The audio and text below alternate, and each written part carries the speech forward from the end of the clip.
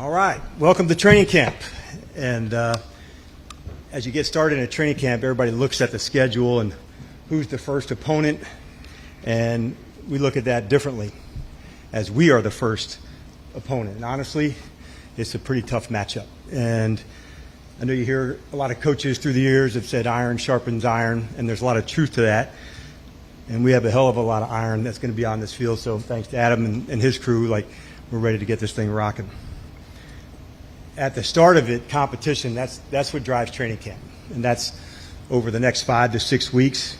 And if you really love ball and your teammates and like a really hard-ass challenge, like training camp's kind of the coolest part to do that.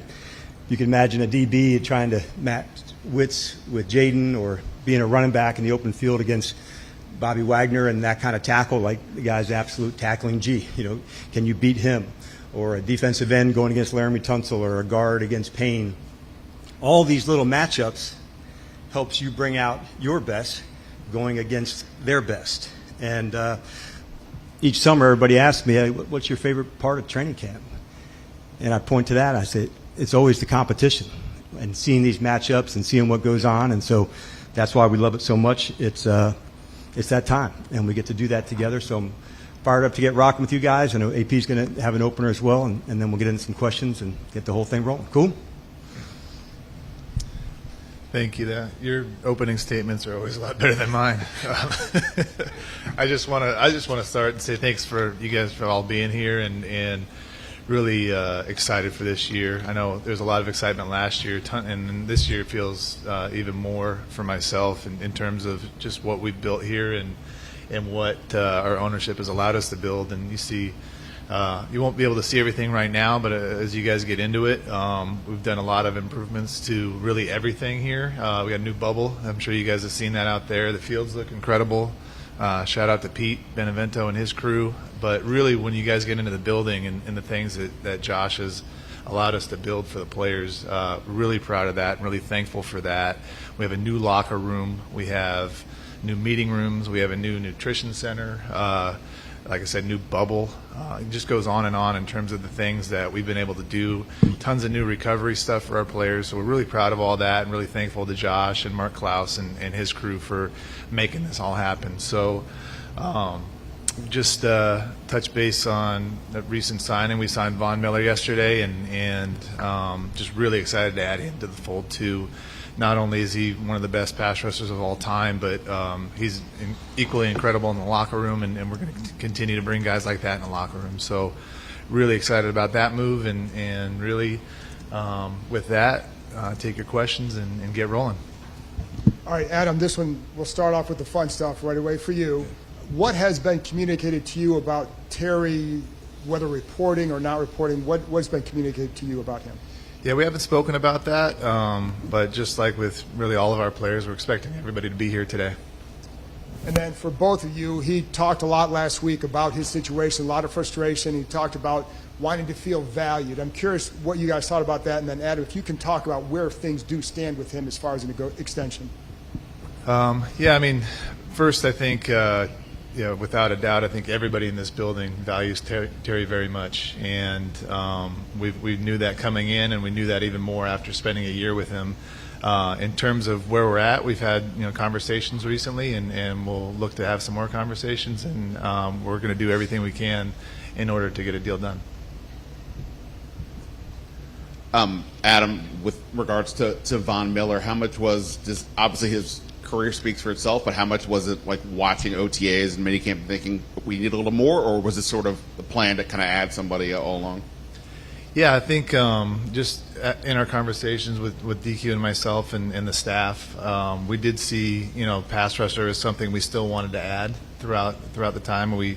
During free agency we looked to add a few guys and didn't work out. So, but we saved some money aside really in order to do this and find out the best guy out there. And I've had a lot of history with Von and know the type of person he is. Obviously, his play speaks for himself. And when you turn on the tape from last year, I was like shocked to see how good he still was and how well he got off the ball and just what type of impact he had on the field, and knowing the type of impact he had in the locker room in Denver, and then getting unsolicited calls from the teams that he's been on since then talking about what a great guy he is.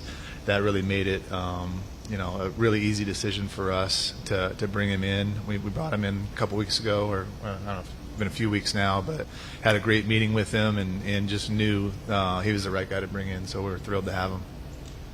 And for both of you, apologies in advance, you guys had a pretty distraction-free season last year for the most part.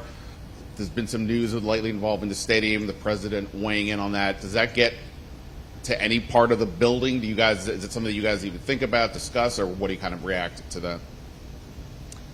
Yeah, want me to take that? Sure.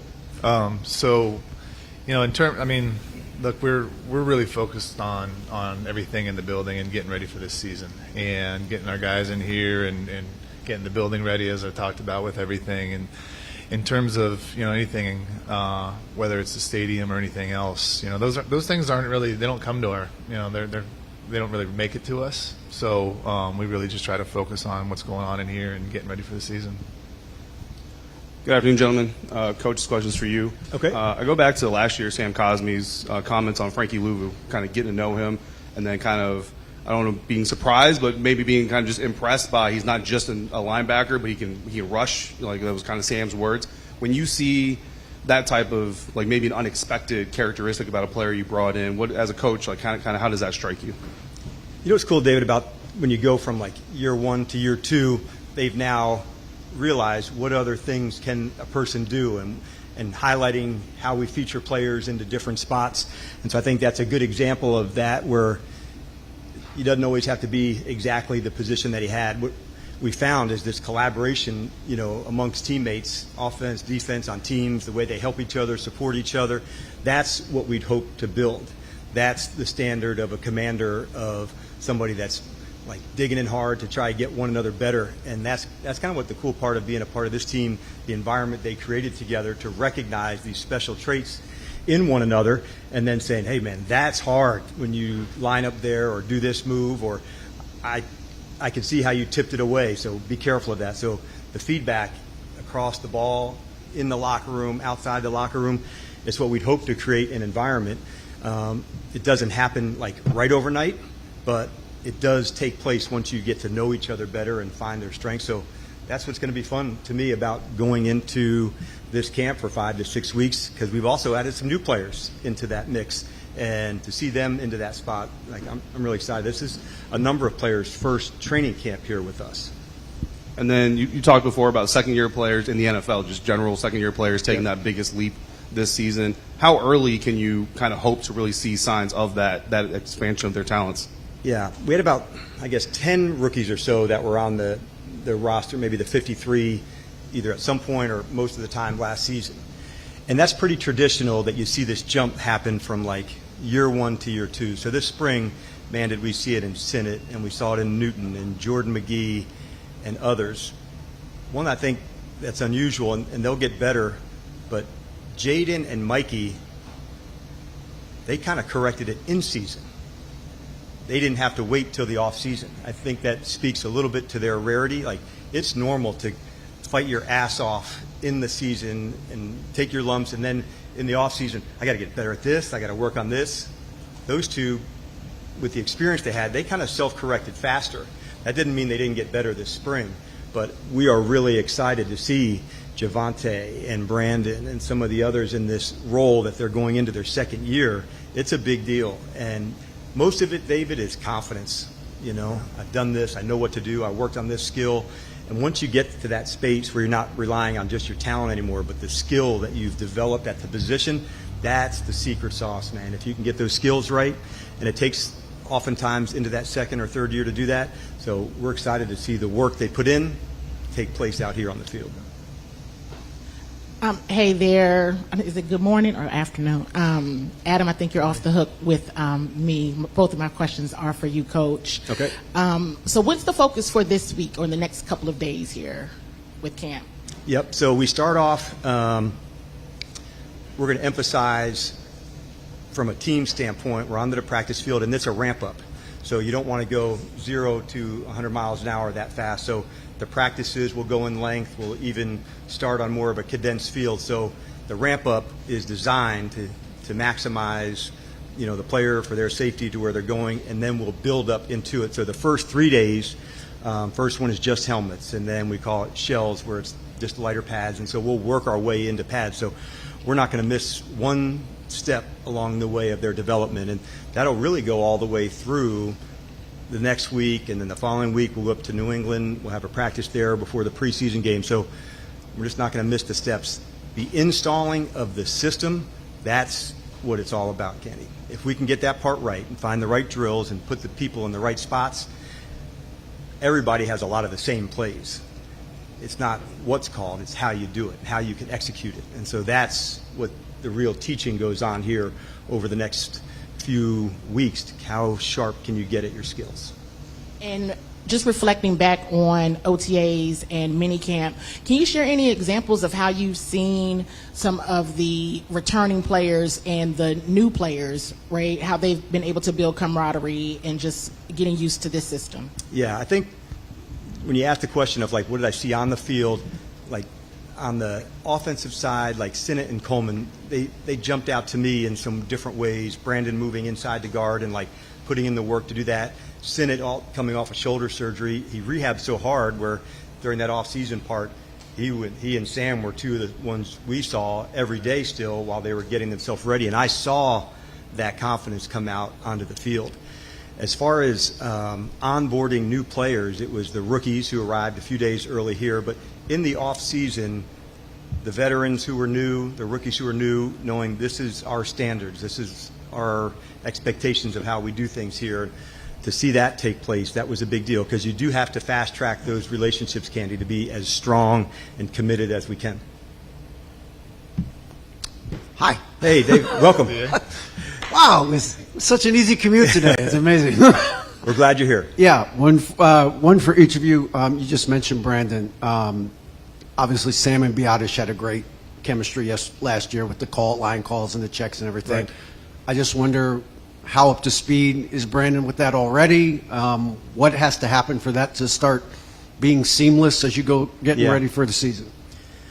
Well, the first thing is the communication, playing next to somebody. And so with Laramie and Biotic and the voices and the calls, making sure those happen. The good news at that position, it's in the meeting rooms, it's in walkthroughs, it's on the field. And so I was pleased to see all that development take place for him.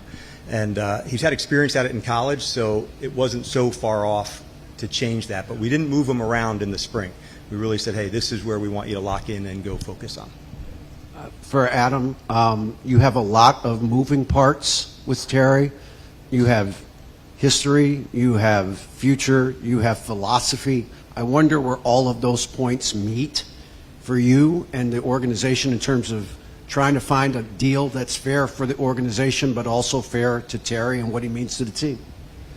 Yeah, that's always probably the tricky part of any negotiation is figuring all that out. And in terms of understanding the market, understanding our team, understanding our financial situation and all that. But I don't think I've been a part of a negotiation where it's been really linear and smooth and everything like that. But I think, understanding where they're at and understanding where we're at and trying to close that gap and come into something is really the kind of all the nuance of it and staying really above board and negotiating in good faith. All those things come together and that's how you come to a deal. So as long as it fits in the construct of what you want to do and how you want to build it and what the player would Terry in this instance is comfortable with. So that's what we're working towards and we're having some good conversations and we'll continue to.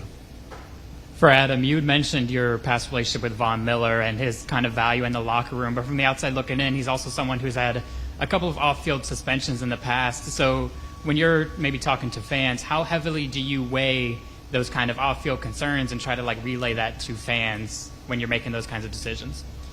Yeah, it's a great question, and certainly, there's a lot of people, a lot of players. You look into their we always look into everybody's background, right? And some are more public than others, but there's always things where people make mistakes. We're all human beings, and you look at those each kind of individually, each situation individually, try to get the most information you can and make the decision based off that.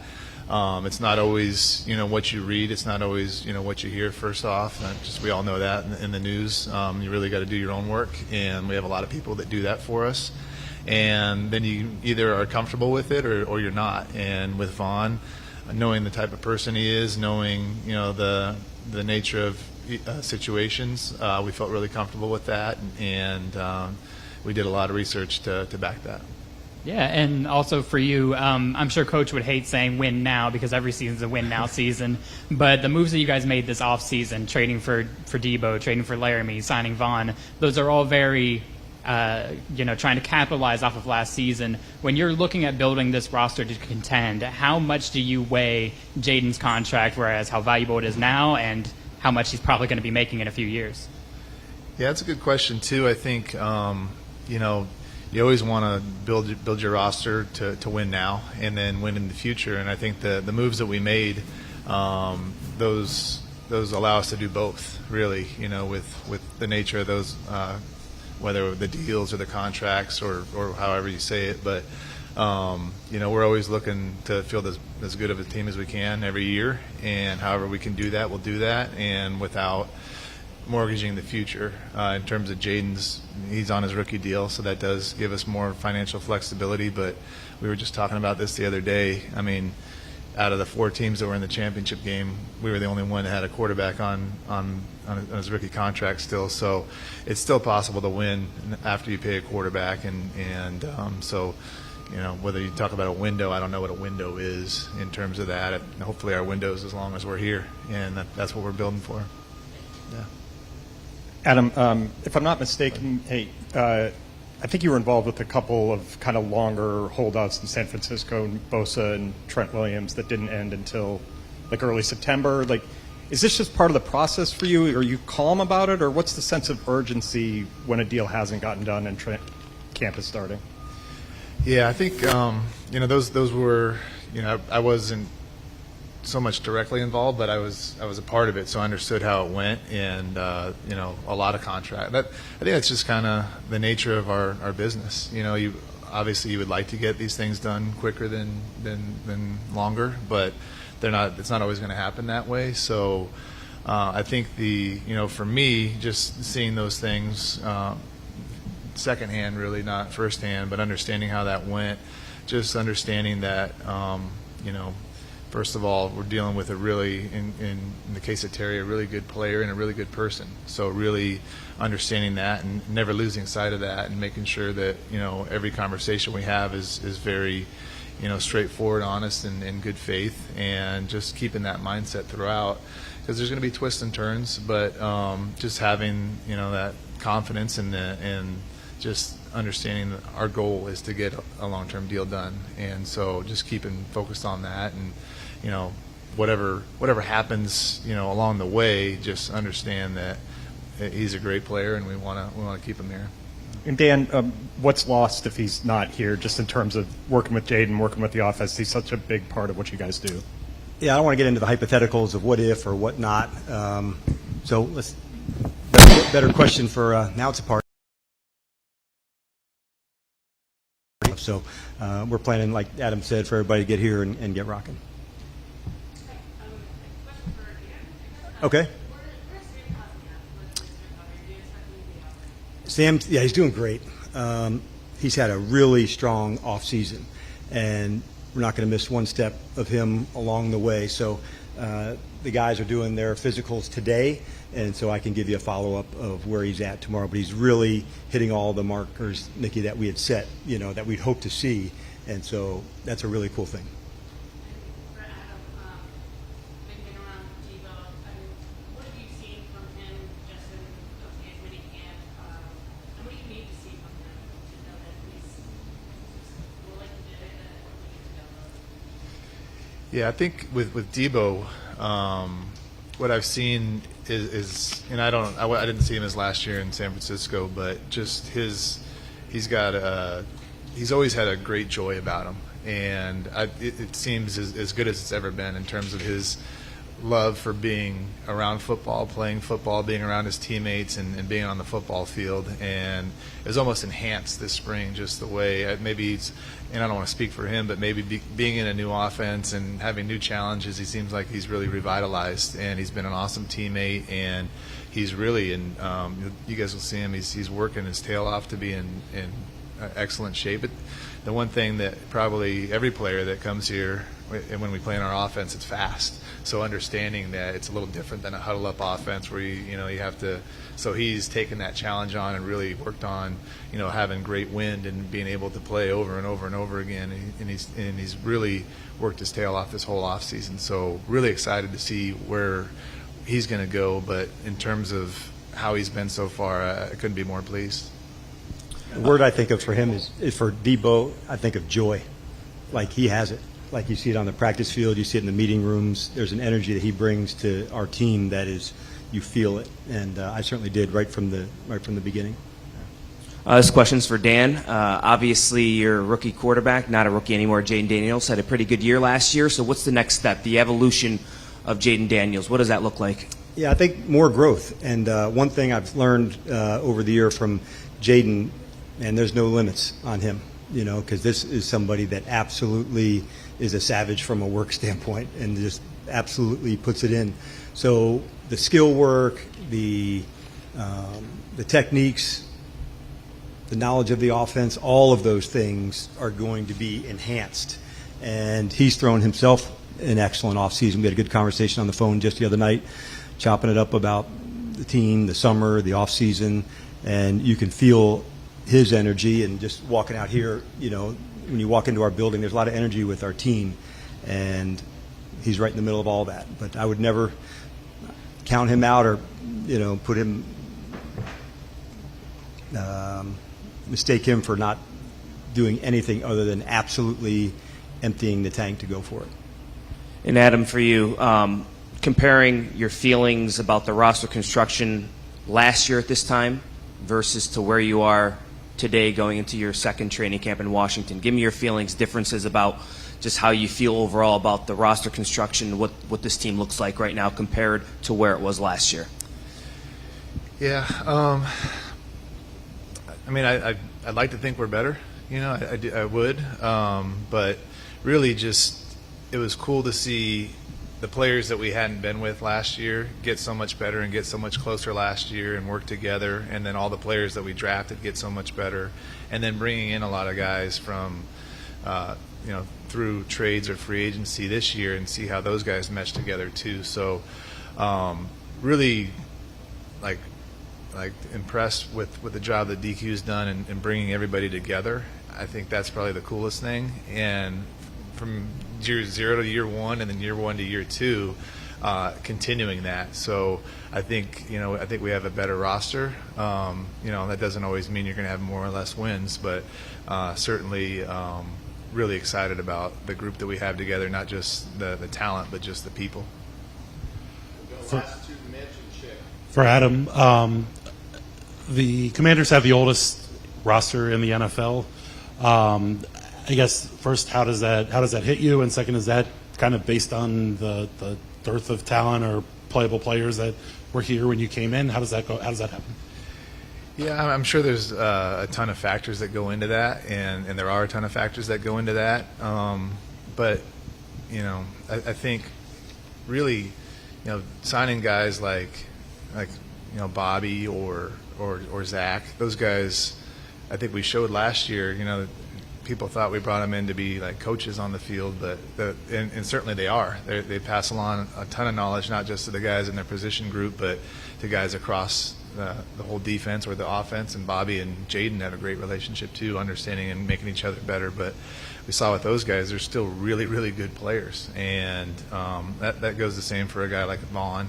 He's older, but he's still got a lot in the tank. So we're going to look for great players that fit us, and whether they're 22 or 35, if they can help us win, we're gonna bring them in. Before you two guys arrived, this place wasn't exactly a desirable place for a lot of free agents to come. When talking with agents and talking with the players, they're like, yeah, we're good. What have you found in this last year talking to agents and players about coming to the Washington Commanders? Yeah, that's a great question, and it really helped me a ton last year. And I think I've said this before, but not only players but coaches wanted to come coach for DQ, and players wanted to come play for DQ. You know, Tyler Biadasz wanted to come play here, and he wasn't a defensive player. You know, Da, Dante Fowler. There's a lot of really good players. Bobby Wagner that would not have come here if we didn't have DQ. You know, so I think it starts there. And then the culture that he's created, guys talk, and he's guys that are going to be free agents that we see and that we play against. I want to come play for you, and so I'm very proud of the fact that to be a part of something like that, and to be a part of something that DQ and his staff have created, and that people want to come here and play. And obviously, it helps when you have a quarterback like Jaden. Guys want to come play and catch passes from him, and guys that want to come block for him, guys that want to come play on the other side and get sacks at the end of games to close out the games if we're ahead. So that makes it a lot easier. But certainly it started with Coach Quinn and the culture that he built. I think together with Adam, we're proud of the culture and the environment that's getting created here, and it's through the players and their connection to one another, how hard they're going to go for one another. And so as special as last year was, like, it's on to this and this journey with this crew, and man, like, we're so pumped to do that, and so we're not going to miss one bit of it. So it's an awesome time to be here and get rolling with everybody. But I think together, that's one thing that we're really proud of, and we work hard at that part to make sure this could be a place where you can absolutely be your best self and also as a team. And like, that's a really lofty goal, but we're going to go after it as hard as we can. All right. Thanks, everybody. Appreciate it. All right. Thanks, guys. Thank you. Thanks, guys. Where the helicopter next time you get here?